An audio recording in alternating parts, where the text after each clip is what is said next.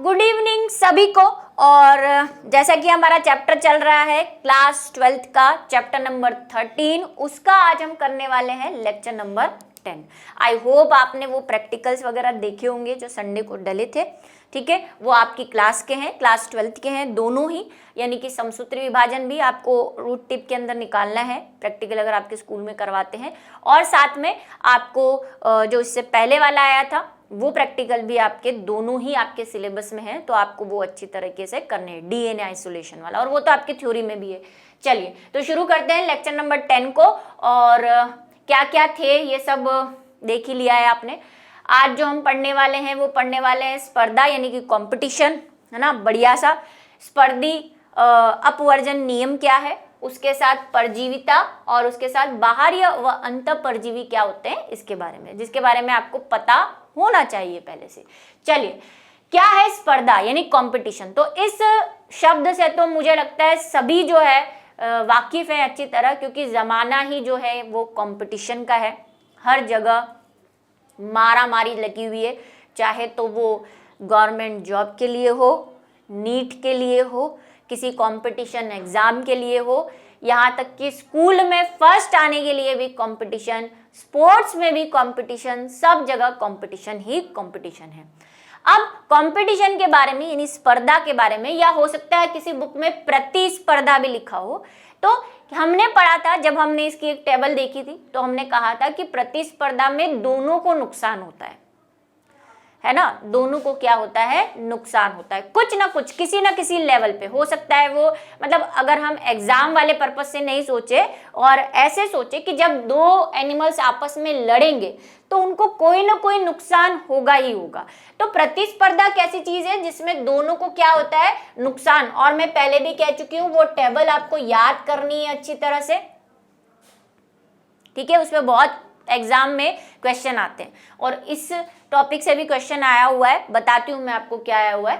अंतर प्रजातीय स्पर्धा तब होती है जब विभिन्न प्रजातियों के सदस्य प्रकाश, स्थान, पोषक तत्व जैसे उन संसाधनों के उपयोग का प्रयास करते हैं जिनकी आपूर्ति सीमित है। अंतर प्रजातीय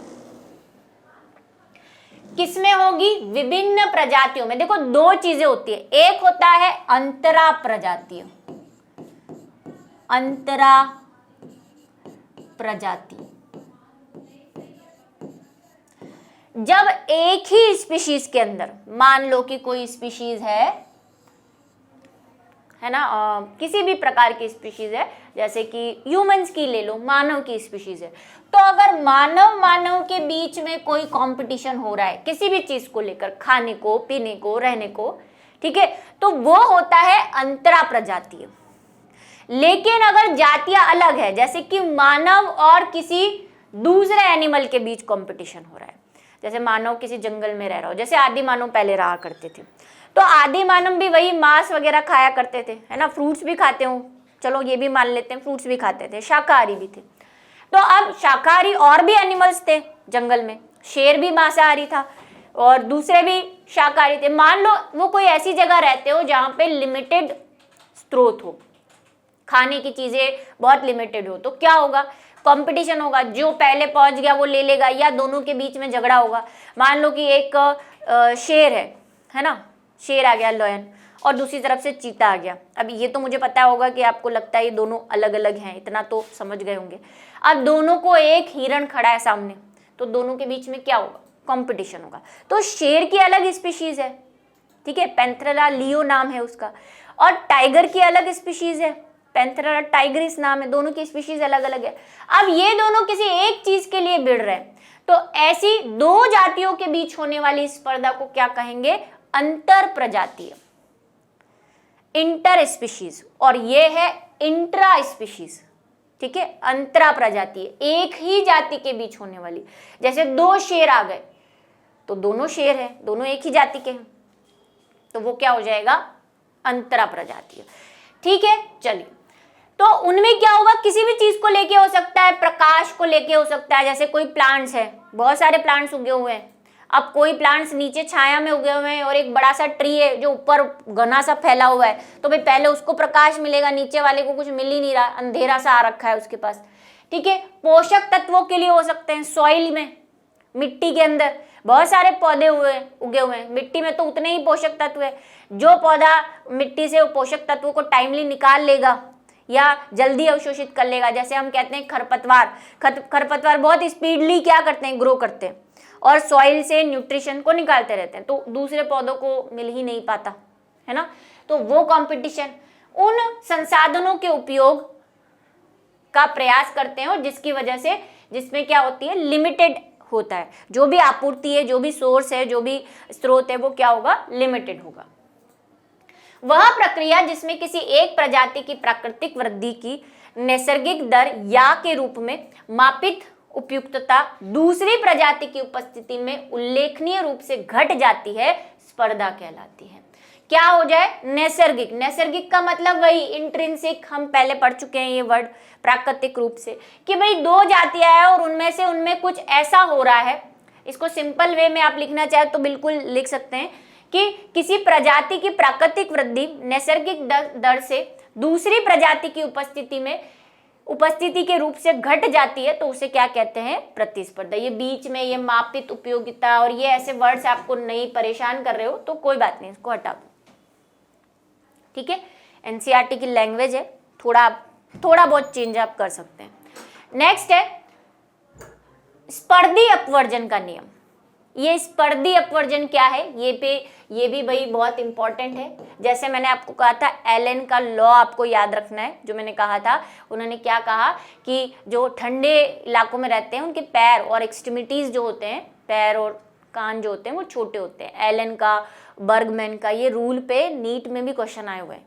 बहुत इंपॉर्टेंट चीजें हैं ये, छोटी छोटी, और नॉर्मल भी आपको पूछ सकते हैं।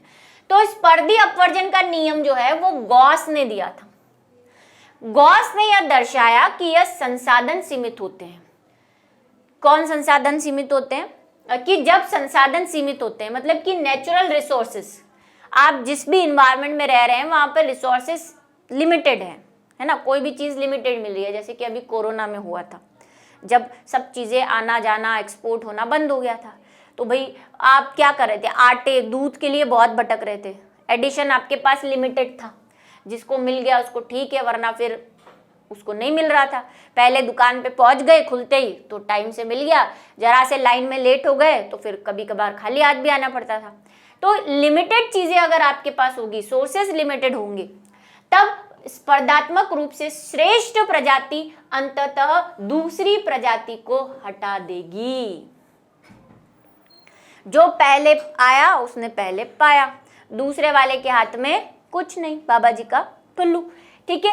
क्या भाई, जो पहले उस सोर्स तक पहुंच गया, वही मैंने कहा कि कोई खाना दिख रहा है, दो जने दौड़ रहे हैं रेस में, जो पहले पहुंचा उसको खाना मिलेगा, दूसरा वाला लटकता रह जाएगा। सेम कहानी कि अगर आपके पास सीमित संसाधन है तो एक प्रजाति दूसरी प्रजाति को क्या कर देगी, हटा देगी, मतलब कंपटीशन से बाहर कर देगी, है ना। नंबरों में भी भाई सीटें लिमिटेड है, कोई भी कंपटीशन दो आप, सीटें लिमिटेड है, अगर आपके नंबर उस रेंज के अंदर आ गए तो आपको मिल गया, दूसरा वाला कंपटीशन से बाहर। तो आप क्या करते हैं, जब लिमिटेड चीजें हो, लिमिटेड संसाधन हो, तो एक प्रजाति तो बनी रहेगी क्योंकि वो वहां तक पहुंच गई है और दूसरी वाली अपने आप हट जाएगी, ठीक है। यही स्पर्धा है, यही कंपटीशन है। जैसे उदाहरण है गैलापागोस, और ये सब उदाहरण एनसीईआरटी में दिए हुए हैं इसलिए इन पे क्वेश्चन आते हैं। अब इन पे क्वेश्चन ऐसे ही आते हैं, आपको दे देंगे, जैसे अभी यहाँ पे दिया है एम्बिगडन कछुआ। एम्बिगडन कछुआ किस पर्यावरण अंतरक्रिया का उदाहरण है? 4 ऑप्शन, प्रतिस्पर्धा, सहभोजिता और परजीविता, उपरोक्त सभी। तो आपको ऐसे पहचानना पड़ेगा। क्वेश्चन इसी टाइप के, और इसी टाइप के क्वेश्चंस में आपको जो हमारा प्रैक्टिस क्वेश्चंस होते हैं चैप्टर के ऐप पर डलते हैं, वहाँ पे भी मैंने लिए हैं बहुत सारे ऐसे क्वेश्चंस, ताकि आपको आइडिया हो जाए कि किस टाइप के क्वेश्चंस पूछे जाते हैं इन टॉपिक्स में से, ठीक है। एग्जाम्पल से आपको पहचानना पड़ेगा कि ये किसका उदाहरण है, प्रतिस्पर्धा का है, परजीविता का है, तो आपको ये सारे एग्जाम्पल याद रखने पड़ेंगे। जैसे गैलापागोस, क्या था ये गैलापागोस, याद है? डार्विन जहां पे डार्विन फिंचेस देखने गए थे, वहां पे द्वीप में एम्बिगडन कछुआ जो है बहुलता से पाया जाता है, मतलब बहुत ज्यादा पाया जाता था इस द्वीप के अंदर। आइलैंड थे ये गैलापागोस, आपको पता है, छोटे छोटे। लेकिन जब इस विशिष्ट द्वीप पे बकरियों का प्रवेश करवाया गया, बकरी वहां पे छोड़ दी गई, तब मात्र 10 वर्षों के अंदर ही कछुए विलुप्त हो गए। कछुए भी शाकाहारी थे। क्यों विलुप्त हो गए? अब आप बोलेंगे कछुए का बकरी से क्या लेना देना? भाई कछुए शाकाहारी होते हैं और गैलापागोस आइलैंड पे रहते थे, तो वो जमीन पे चारा घास वगैरह खाने आते थे। पहले बकरियां नहीं थी तो वो आराम से जीवन यापन कर रहे थे। बकरियों को छोड़ दिया तो आपको पता है कछुए के कंपैरिजन में बकरी तो चारा स्पीड से ही खाएगी। तो बकरियों ने जब चारा खाना शुरू किया तो कछुए को खाना पीना मिलना ही बंद हो गया। और कछुए तो अपने पानी वाले एरिया से ज्यादा दूर जाते भी नहीं, आसपास ही रहते हैं। तो उस आसपास के एरियो में बकरियों ने सारा चारा खा लिया। तो धीरे धीरे क्या हुआ, एकदम नहीं कि आज बकरी लाए और 1 महीने बाद कछुए चले गए। 10 वर्षों का समय लगा। 10 वर्ष में ऐसे हालात पैदा हो गए कि कछुओं को खाना मिलना मुश्किल हो गया और धीरे धीरे उनकी मौत होती गई और धीरे धीरे कछुए वहां से विलुप्त हो गए। तो बकरियों ने क्या किया भाई, कछुए को कंपटीशन से हटा दिया। पहले खा जाती थी वो चर चर के, है ना, दिन भर बकरियों का तो आपको काम ही क्या, चरना, काम ही क्या होता है उनका। कछुए तो कभी कभार ऊपर आते थे खाने के लिए कुछ, है ना, पानी में मिल जाए तो ठीक है। तो पानी में भी उनको मिलता नहीं था क्योंकि आइलैंड तो छोटे छोटे थे, पानी वहां पे ज्यादा था नहीं, लैंड पे ही रहते थे।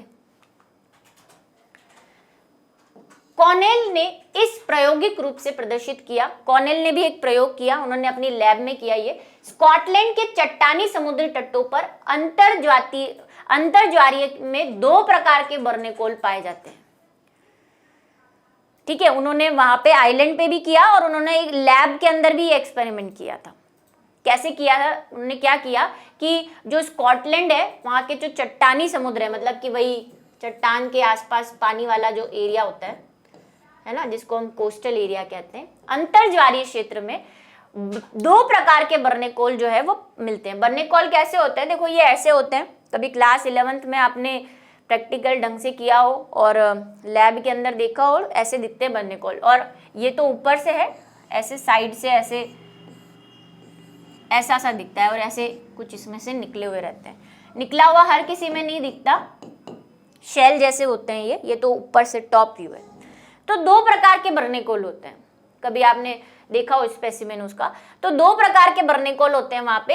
एक तो जो बर्नेकोल है प्रतिस्पर्धी रूप से श्रेष्ठ बर्नेकोल बैलेनस यहाँ पर प्रभावी जीव था। एक जो बर्नेकोल था जिसका नाम क्या था, स्पीशीज क्या थी उसकी, बैलेनस, ये प्रभावी था, मतलब ये ज्यादा पाया जाता था। और दूसरे जो थे वो छोटे और कमजोर थे। पहले वाले जो थे वो बड़े थे, बड़ा और प्रतिस्पर्धी रूप से श्रेष्ठ, मतलब ये कंपटीशन में तगड़ा था, एक्टिव था, ठीक है, दूसरों को हराने के लिए तैयार रहता था। तो साइज में भी बड़ा था प्लस कंपटीशन के लिए भी एक्टिव था। जबकि ये क्या थे, छोटे थे। देखो जो छोटा होगा वो तो कमजोर ही होगा बड़े के मुकाबले, तो ये कमजोर थे। धीरे धीरे क्या हुआ, इनका नाम क्या था, कैथलेमलस, ठीक है, को वहां पर निष्कासित कर दिया इन्होंने। वैसे एक प्रैक्टिकल लैब में भी किया था। इन्होंने क्या किया, टैंक लिया, टैंक के अंदर ये दोनों बर्नेकल डाल दिए और अच्छे से खाना पीना देते थे। अब खाने के सोर्सेज लिमिटेड थे, ठीक है, तो लिमिटेड हुए तो क्या हुआ, बड़ा वाला छोटे वाले को क्या करेगा, तो बड़े वाले बर्नेकल तो अच्छे से अपना खाना पीना सब खाते रहते थे, छोटे वाले को प्रॉपरली मिल नहीं पा रहा था, उनका साइज भी छोटा था, एक्टिव भी नहीं थे वो इतने, है ना। तो वो धीरे धीरे कम होते होते विलुप्त हो गए। तो क्या हुआ, इस आइल जहां पे उन्होंने किया था ये उत्तर अंतर्ज्वारीय क्षेत्र में, वहां पे ये छोटे वाले धीरे धीरे क्या हो गए, निष्कासित हो गए। इस पे भी क्वेश्चन आया हुआ है कि ये जो बर्नेकल प्रतिस्पर्धा है ये किसका उदाहरण है, ठीक है, ये क्या हो गया है, ये अंतरजातीय है, दोनों जातियां अलग अलग है, ठीक है, अंतरजातीय है। कॉर्नेल ने बड़े प्रभावी बैलेनस कॉर्नेल को वहां से प्रायोगिक रूप से हटाने पर पाया कि इसकी अनुपस्थिति में छोटे बर्नेकोल प्रत्येक क्षेत्र में वृद्धि करते हैं। अच्छा, इन्होंने उसका उल्टा भी किया कि हम दोनों को डाला, तब देखा कि बड़े वाले अच्छे से फल फूल रहे हैं, छोटे वाले मर गए। लेकिन हो सकता है कोई और रीजन भी हो, तो उन्होंने क्या किया, बड़े वालों को भी हटा दिया, फिर छोटे ही रहने दिए सिर्फ। तो देखा कि छोटे वालों की संख्या बढ़ने लगी, तो इट मीन्स कि वो क्यों नहीं बढ़ पा रहे थे, क्योंकि बड़े वाले वहां पे थे, इसलिए वो नहीं बढ़ पा रहे थे। तो दोनों तरीके से उन्होंने ये निष्कर्ष निकाला। गॉस का नियम उन्हीं परिस्थितियों में सत्य साबित होता है जब संसाधन सीमित हो। ये जो गॉस ने नियम दिया था, कौन सा नियम? स्पर्धा अपवर्जन का नियम। क्या है स्पर्धा अपवर्जन का नियम? कि जब दो अंतर जातियां आपस में सीमित संसाधनों के अंदर स्पर्धा करती है तो एक जाति दूसरी जाति को निष्कासित कर देती है, उसे ही क्या कहते हैं? स्पर्धा अपवर्जन। ये गॉस का नियम है। लेकिन ये कब प्रभावी है? पहले ही बोल दिया गया है परिभाषा के अंदर, जब संसाधन कैसे हो? सीमित हो, लिमिटेड हो।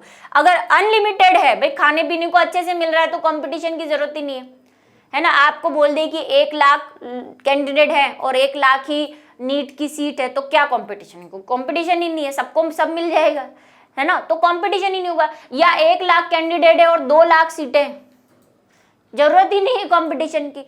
तो ये कब लागू होगा? जब सीमित संसाधन होंगे। ठीक है। अगर दो प्रजातियां एक ही संसाधन के लिए प्रतिस्पर्धा करती है तब वह भोजन ग्रहण करने के लिए अलग समय का चयन कर भिन्न चारण प्रक्रिया चुनकर स्पर्धा से बच सकती हैं। अगर मान लो आपको इस चीज से बचना है तो आप क्या कर सकते हो?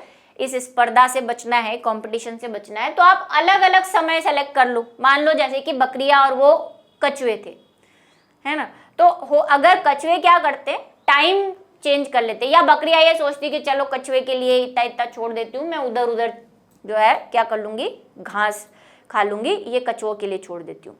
या कछुए इतने तेज होते कि वो बकरियों के आने से पहले ही चारा वारा खा लेते वहां का, तो क्या हो जाते, सुखी रह जाते। तो आप क्या कर सकते हो, इस कंपटीशन से कब बच सकते हो? जब संसाधन लिमिटेड हो। आप क्या कर सकते हो? या तो भिन्न भिन्न चारण का मतलब ये चरना, या फिर समय अलग अलग ले सकते हो। ये एक एग्जाम्पल है, ऐसा नहीं कि सब चरने वालों के लिए ये पॉसिबल है। किसी भी चीज, चाहे वो भोजन की हो, चाहे वो जनन की आवश्यकता हो, कोई भी आवश्यकता हो, आप अपना समय अपनी सुविधा के अनुसार चेंज करके, सामने वाले के अकॉर्डिंगली चेंज करके, ऐसे तो रहते ही है ना जंगल में। ऐसा तो नहीं है जंगल में एक ही प्रकार का एनिमल, इतने सारे एनिमल रह रहे हैं, क्यों रह पा रहे हैं? उसमें बहुत सारे शाकाहारी भी है, बहुत सारे मांसाहारी भी है, फिर भी वो क्यों रह पा रहे हैं? क्यों एक जाति दूसरी जाति को बाहर नहीं निकाल रही? क्योंकि उन्होंने कुछ अपना ऐसा बना रखा है, समय अलग कर रखा है और कुछ रणनीतियां अपना रखी है, इसलिए वो आपस में सब क्या रह रहे हैं, वहां पे अच्छे से रह पा रहे हैं। ठीक है, तो ऐसा नहीं कि प्रतिस्पर्धा होगी तो फिर तो जंगल में कोई रहना ही नहीं चाहिए, अकेला शेर ही रहना चाहिए, बाकी सब तो मर जाएंगे। लेकिन वो शेर से बचते फिरते हैं। अब जो शाकाहारी हैं, शेर और चीता आपस में लड़ेंगे, जिसको मिल गया ठीक है, नेक्स्ट टाइम फिर वो दूसरा खा लेगा। तो इस तरह से जो है काम चलता रहता है। परजीविता, पैरासिटिज्म जिसको हम कहते हैं, समझते हैं अब पैरासाइट्स को, ऐसे एनिमल्स जो किसी दूसरे पे डिपेंडेंट होते हैं, खुद कुछ करना नहीं है, सब खाना पीना रिप्रोडक्शन तक दूसरों की बॉडी में जाके करेंगे। इसके बहुत सारे एग्जाम्पल्स है। एक एग्जाम्पल तो मैंने आपको कहा था, जो जुएं होती हैं सर के अंदर, वो क्या होती है, ह्यूमंस पे पैरासाइट्स होती है ना। क्या करती है, हमारे सर में रहती है, खून चूसती रहती है और अपना जीवन यापन करती रहती है।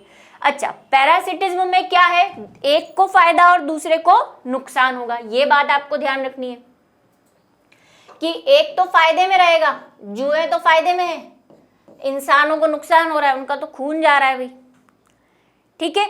अब पैरासाइट्स बहुत प्रकार के होते हैं, एंडोपैरासाइट्स, एक्टोपैरासाइट्स, जिसको अभी हम पढ़ेंगे, आ रहे हैं आगे, देख लेते हैं पैरासाइट्स क्या हैं। जीवाणु, टाइफाइड जीवाणु, प्रोटिस्ट जैसे मलेरिया के जीवाणु, प्लाज्मोडियम है, टाइफाइड का साल्मोनेला टाइफी, सब याद करे हुए हैं, चैप्टर जा चुके हैं, सब वही घिसे पिटे से एग्जाम्पल बार बार आ रहे हैं, रिवाइज हो रहा है आपका। फंजाई होती है जैसे रस्ट और स्मट, ये क्लास 11th में पढ़ी होगी, है ना। पक्सीनिया, ये सारी फंजाई होती है जो गेहूं चावल इनमें रोग फैलाती है, स्मड और रस्ट रोग फैलाती है। ठीक है।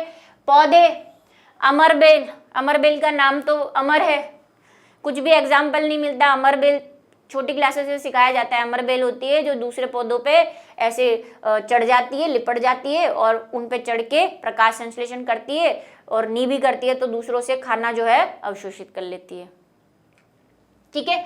कस्कूटा जिसका नाम है, जंतु टैपवर्म, टैपवर्म सुना है, चपटाकृमि जिसको कहते हैं, टीनिया सोलियम, सब क्लास 11 में पढ़े हुए हो। अब याद कितना है ये नहीं पता, ऐसा चपटा सा बोलते हैं, बहुत लंबा होता है, सकर्स होते हैं इसके, है ना। टीनिया सोलियम नाम है। टैपवर्म सभी जगतों में परजीवियों के उदाहरण हैं, बहुत सारे अनगिनत, और नहीं तो जुए तो एक एग्जाम्पल है ही आपके पास, खटमल। सभी विषाणु तो अविकल्पी अंतःकोशिकीय परजीवी होते हैं। वायरस थोड़े से बेचारे मेहरबान अच्छे हैं, थोड़े से स्पेसिफिक है ना, ये भी हमने पढ़ा है कि ये अविकल्पी है। अविकल्पी को क्या कहते हैं? ऑब्लिगेटेड। ऑब्लिगेटेड मतलब कि अगर इनको मिला वो जीव जिस पे इनको अटैक करना है तब तो ठीक है, नहीं मिला तो फिर ये किसी और पे अटैक नहीं करेंगे। जैसे कि प्लांट वायरसेस, प्लांट वायरसेस सिर्फ प्लांट वायरस को ही प्लांट को ही अटैक करेंगे। ऐसा नहीं है कि वो प्लांट वायरस अगर आप में चला गया तो आपको भी बीमारी फैला रहा है, ऐसे नहीं होते। वो अविकल्पी होते हैं, उनका कोई स्पेसिफिक एनिमल या प्लांट है, उसी को बीमारी फैलाते हैं। जैसे फॉर एग्जांपल हम ले लेते हैं एड्स। अब HIV है, HIV आपको एड्स कर रहा है, लेकिन ऐसा नहीं है कि HIV पिग के अंदर जाएगा तो उसको भी एड्स करेगा, प्लांट के अंदर जाएगा तो उसको भी एड्स करेगा, ऐसा नहीं है। स्पेसिफिक है कि वो ह्यूमंस में ही क्या कर रहा है, HIV को या एड्स को फैला रहा है। तो ऐसे स्पेसिफिक होते हैं, ठीक है। इनका बिल्कुल फिक्स है, VIP है, ये VIP कैटेगरी के हैं, इनको वही चाहिए जो चाहिए, नहीं मिला तो फिर ये ऐसे ही हवाओं में घूमते रहेंगे जब तक इनको अपना प्रिय होस्ट नहीं मिलता, ठीक। लेकिन बैक्टीरिया और इनका ऐसा नहीं है, बहुत सारे बैक्टीरिया हैं जो प्लांट को भी इन्फेक्ट करते हैं, एनिमल्स को भी इन्फेक्ट करते हैं, ठीक है। अनेक परजीवियों में पोषक विशिष्टताओं का गुण विकसित हो गया, अर्थात वह सिर्फ एक विशिष्ट प्रजाति के जीवों के परजीवी हो सकते हैं, ठीक है। और भी होते हैं भाई, जीवाणु है, अविकल्पी नहीं है वो, हम ऐसे नहीं कह सकते, लेकिन कुछ जीवाणु या कुछ ऐसे हैं जो अविकल्पी हो सकते हैं, है ना। कुछ बैक्टीरिया ऐसे हैं जो हो सकता है किसी प्लांट को ही करते हो, एनिमल को नहीं करते, लेकिन वायरस तो हमेशा अविकल्पी रहेंगे। तो विशिष्ट हो सकते हैं, जैसे कि लिवर फ्लूक, अभी आएगा फोटो, नहीं दो, चलो फिर ही समझाते हैं। अपने जीवन शैली के अनुसार परजीवियों में अनेक अनुकूलनों का विकास हुआ जो उन्हें पोषक में रहने और पोषण प्राप्त करने में सहायता करते हैं। भाई अनुकूलन तो पढ़ लिया हमने, एक टॉपिक पढ़ा है कि हर जीव जिस एनवायरनमेंट में रहता है उस एनवायरनमेंट में रहने के लिए उसके पास कुछ स्पेसिफिक कैरेक्टर्स होते हैं, है ना। ऐसे ये परजीवी है, अब ये परजीवी है तो ये जिसके अंदर भी रह रहे हैं वहाँ का एनवायरनमेंट अलग होगा। पता चल रहा है पेट के अंदर रह रहे हैं, है ना, जूसेस सिक्रीट हो रहे हैं पेट के अंदर, ऊपर से आप धड़ाधड़ पिज्जा बर्गर खाए जा रहे हो, वो भी उनके ऊपर बरस रहा है। तो इन सब आक्रमणों से बचने के लिए उनके पास कोई ना कोई सेफ्टी गार्ड्स होंगे, कुछ ना कुछ ऐसी संरचनाएं हैं, कोई ना कोई ऐसी मेम्ब्रेन है शरीर पे जो आपके स्टमक के HCl से उनको बचा रही है। तो कोई ना कोई उन पे क्या है, कोई ना कोई स्पेशल उनके पास अनुकूलन है जिसकी वजह से वो किसी के अंदर या बाहर परजीवी के रूप में रह रहे हैं। जैसे जुए, आपको इमेजिन करो आपको किसी के टकले पे छोड़ दिया जाए तो आप तो गिर जाओगे। जुए क्यों नहीं गिरती, क्यों बालों में घूमती रहती, क्योंकि उनके जो अपेंडिजेस हैं वो अच्छे से बालों में ऐसे पकड़ के रखती है, तो कितनी कंगियां मार लो तो भी बाहर नहीं आएगी वो, है ना। फिर लोग ऐसे ढूंढते हैं उनको, देख देख के निकालते हैं। तो उनमें कुछ अडेप्टेशंस हैं वहां पे बने रहने के लिए। अनावश्यक संवेदी अंगों का अभाव, ठीक है। क्या होंगे यहाँ पे, संवेदी अंग नहीं होंगे। संवेदी अंग होंगे भी तो बस खाने और कुछ दूसरे संवेदी अंग, जैसे खाने को पहचानने के लिए, बाकी संवेदी अंगों की जरूरत नहीं है। ऐसा नहीं जैसे आंखें भी है, पैर भी है ना, नाक भी है, ऐसा नहीं है। जहां वो रह रहे हैं जिन संवेदी अंगों की जरूरत है वही उनके पास है। फालतू काम के संवेदी अंगों की उनको कोई जरूरत नहीं है, इसलिए वो उनके पास है नहीं। पोषकों से चिपकने के लिए चूषक यानी कि सकर्स, वही मैंने अभी जैसे टीनिया सोलियम का एग्जांपल दिया, टीनिया सोलियम हमारी आंत के अंदर रहता है। अब आंत में दिन भर खाना पीना सब बहता रहता है, तो इसके पास क्या होते हैं, सकर्स होते हैं। ऐसे ही मैंने जुओं का दिया, अपेंडेंसेस होते हैं चिपकने के लिए, तो इनके पास सकर्स है। एक लीवर फ्लूक होता है, उसके पास भी सकर्स होते हैं, वो इंटेस्टाइन में ऐसे चिपक जाता है, हुक लगा देता है अपने। तो कितनी भी भारी नदियां बह रही हूँ आपके पेट के अंदर, पानी की, खाने की, वो वहीं के वहीं लटके रहते हैं। ठीक है, पोषक से चिपकने के लिए चूषक या चिपकने वाले अंगों जैसे अडेसिव ऑर्गन का विकास। पाचन तंत्र का अभाव, जरूरत ही नहीं है पाचन तंत्र की, आप जो खाना पचा रहे हो उसी को ये खा रहा है, उसी को तो सिर्फ अवशोषित कर रहा है। आप खाना पचा रहे हो, कार्बोहाइड्रेट, प्रोटीन, वसा आराम से अपने अपने जूसेस डाल डाल के, और ये पूरा पचाया हुआ जो खाना है आपके खून से ले लेते हैं। कुछ जरूरत ही नहीं है पाचन तंत्र की, बना बनाया मिल रहा है। उच्च प्रजनन क्षमता, प्रजनन क्षमता बहुत अधिक है। टीनिया सोलियम बहुत, एक तो लंबा भी होता है टैपवर्म, और एक बार में बहुत सारे जो है लार्वास को जन्म देता है ना, बच्चे बनाता है, ताकि एक दो बार भी निकल जाए वेस्ट मटेरियल के साथ तो भी कुछ ना कुछ तो अंदर रहे। तो जनन क्षमता में अंडे बहुत सारे देगा एक साथ। तो ये सारी चीजें, जुएं आपको पता है, कभी सुना हो आपने कि एक रात रह जाती है तो बहुत सारी जुएं हो जाती है ना। तो जनन क्षमता बहुत ज्यादा होती है इनके अंदर, क्योंकि इनको पता है हमारा मरण आसपास ही कहीं है, पकड़ में आ गए तो जाना ही है। प्राय जटिल जीवन चक्र, जीवन चक्र जटिल होता है। कुछ आपने परजीवी सुने होंगे जो 2 या 3 होस्ट में अपना साइकिल पूरा करते हैं, जैसे प्लाज्मोडियम। प्लाज्मोडियम मच्छर में भी रहता है, मनुष्य में रहता है, ठीक है, अलग अलग साइकिल कंप्लीट करता है। पढ़ चुके हैं मलेरिया को भी, ये वाला चैप्टर भी जा चुका है। याद कर लो पुरानी बातें, याद आती रहेंगी तो रिवीजन होता रहेगा। कुछ भूल गए हो तो कॉपी खोल के वापस देख लेना, यही समय है। ऐसा मत कि वाह ठीक है नहीं याद आ रहा है अभी कल देखेंगे। जब ये लगे कि मेरे को ये याद नहीं आ रहा है उसी टाइम कॉपी खोल के देखो, तभी आपकी पावर बढ़ेगी लर्न करने की। हम छोड़ देते हैं ना कि हाँ ठीक है कल देख लूंगी, अब अभी तो मैं खाना खा रही हूँ बाद में देख लूंगी, मूवी चल रही है बाद में देख लूंगी। ऐसा नहीं, उसी टाइम खोलो। उस टाइम खोलोगे तो वो हमेशा याद रहेगा, वरना भूल जाओगे। या तो देखना भूल जाओगे और देख भी लिया तो याद नहीं रहेगा, फिर भूल जाओगे। ठीक है, चलिए। तो लाइफ साइकिल्स अलग अलग हो सकते हैं इनके, अलग अलग परजीवियों में। परजीवियों में जीवन चक्र प्राय जटिल होते हैं, ये बात कर ली। उसके बाद है मनुष्य का परजीवी लिवर फ्लूक, जिसकी मैं बात कर रही थी, जिसको यकृत कृमि भी कहते हैं हिंदी में। हिंदी में क्या कहते हैं इसे? यकृत कृमि, लिवर फ्लूक, फेशियोला हिपेटिका जिसका साइंटिफिक नेम है ना। एक ट्रिमेटोड परजीवी है, यह अपना जीवन चक्र पूरा करने के लिए मध्यस्थ पोषकों, एक घोंघा और एक मछली पर निर्भर रहता है। ठीक है, 3 में, मनुष्य में भी रहता है ये, घोंघा यानी कि स्नेल में भी रहता है, और मछली के अंदर भी अपना जीवन चक्र कंप्लीट कर लेता है। किसी में सेक्सुअल साइकिल, किसी में एसेक्सुअल साइकिल। ठीक है, और नहीं तो वही घूमने के हिसाब से। ठीक है, तो ये है लिवर फ्लूक। अभी फोटो आएगा इसका, देख लेना। वैसे तो देखा ही है, बना दूं यहाँ पे, कुछ याद आ जाएगा आपको पुराना। ऐसा कभी देखा है इसको? लिवर फ्लूक ऐसे ड्रॉ करते हैं हम इसको। अधिकांशतः परजीवी अपने पोषक को हानि पहुंचाते हैं। ये बात तो हम कर ही चुके हैं कि उसको फायदा हो रहा है, सामने वाले को तो नुकसान ही होगा। अब बात कर लेते हैं बाहरी व अंतःपरजीवी की। ऐसे पैरासाइट्स या परजीवी जो शरीर के बाहर रहते हैं, जैसे जुए, मच्छर। मच्छर भी हम पे परजीवी है, हम ही से खून चूसते हैं वो।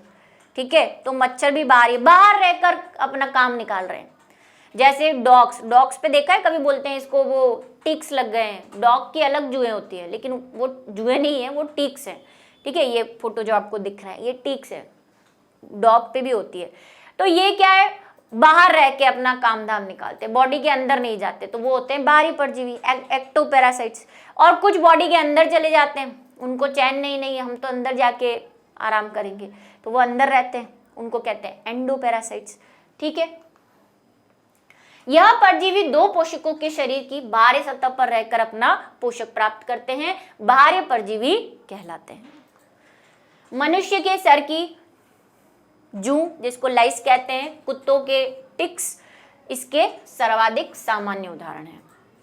अनेक समुद्री मछलियों पर कोपेपोड्स एक क्या है, कोपेपोड्स भी एक परजीवी है, का प्रसन्न पाया जाता है। ठीक है, इन्फेस्टेशन, इन्फेस्टेशन पढ़ा है हमने, याद करो हेल्थ एंड ह्यूमन हेल्थ वाले लेक्चर में। क्या होता है इन्फेस्टेशन? किसी परजीवी, बैक्टीरिया, वायरस का बॉडी पर आकर रहना प्रसन कहलाता है, इन्फेस्टेशन। मैंने स्टेशन से याद करवाया था कि स्टेशन क्या होता है, जहाँ पे कोई चीज़ आके रुकती है। तो जब ये बॉडी के अंदर या किसी पे जाके रुकते हैं, रहने लग जाते हैं, तो उसको बोलते हैं इन्फेस्टेशन, प्रसन। और दूसरा है इन्फेक्शन, जब वो रहते हैं और अपना प्रकोप दिखाने लगते हैं, है ना, लक्षण उत्पन्न करने लग जाते हैं, तब उसे कहते हैं इन्फेक्शन। ये उस चैप्टर में पढ़ा है हमने। चलो नेक्स्ट है ऐसे परजीवी जो पोषक जीव के शरीर के अंदर निवास करते हैं, अंतः परजीवी या एंडोपैरासाइट्स कहलाते हैं। ठीक है, शरीर में इनके रहने के स्थान जैसे यकृत, किडनी, रक्त आदि भिन्न भिन्न परजीवियों के अनुसार भिन्न भिन्न होते हैं, अलग अलग है। भाई लिवर फ्लूक जो मैंने कहा उसके 3 है, मनुष्य भी है, घोंघा भी है और मछली भी है। प्लाज्मोडियम है, उसका मच्छर और मनुष्य है। ठीक है, तो सबके अलग अलग हैं, स्पेसिफिक है, जैसे कुछ पिग्स में भी रहते हैं। किडनी, रक्त, एरिया भी अलग अलग है। कोई तो है जो लिवर फ्लूक को लिवर फ्लूक क्यों कहते हैं? क्योंकि वो मैक्सिमम टाइम लिवर के अंदर रहता है, वहां के टिश्यूज को खाता है, इसलिए उसको लिवर फ्लूक कहते हैं। जैसे जिसका मैंने आपको साइंटिफिक नेम भी बताया, फैशियोला हिपेटिका। ये रहा, ये आड़ा है, मैंने खड़ा बनाया था। ठीक है, फैशियोला हिपेटिका, 3 या सोलियम हो ही गया। तो ये थे परजीवियों के उदाहरण और उनसे जुड़ी हुई कुछ बातें। तो हमने क्या क्या कंप्लीट कर लिया? हमने एक सहभोजिता कंप्लीट कर लिया है, पहले फर्स्ट कौन सा किया था, उसके बाद स्पर्धा, उसके बाद परजीवी। नेक्स्ट जो हम करेंगे नेक्स्ट, क्योंकि अभी सारे अंतर क्रियाएं कंप्लीट नहीं हुई है, तो उसके लिए आपको क्या करना पड़ेगा, उसके लिए करना पड़ेगा नेक्स्ट क्लास का इंतज़ार। तो मिलेंगे नेक्स्ट क्लास में, तब तक के लिए